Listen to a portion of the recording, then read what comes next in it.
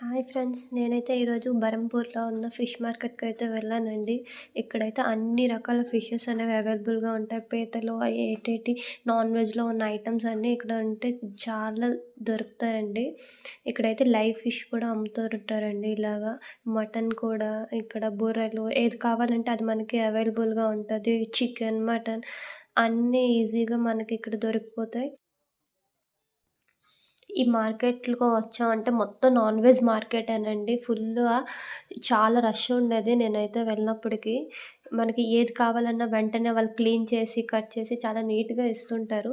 ఇక్కడ పీతలు ఇవి చూడండి. ఇంకా చిన్న చిన్న చేపలు కూడా ఉంటాయండి ఇక్కడ.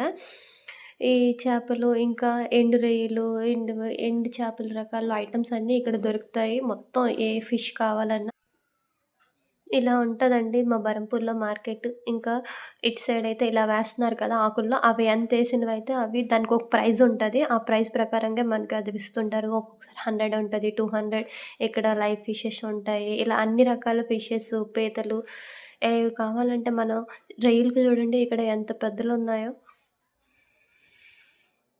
ఏ టైంలోనైనా కావాలన్నా సరే ఈ మార్కెట్‌కి మనం వచ్చామంటే అవైలబుల్‌గా ఉంటాయండి. ఇక్కడ మాత్రం అన్ని రకాలు ఉంటుంటాయి. చేపల్లో రకాలు, పీతలు ఇక్కడ చూడండి చేపలు, కాడ్ సంచులు ఏవేవో రకాలుంటాయి. కొన్ని నాకు కూడా పేర్లు తెలీదు.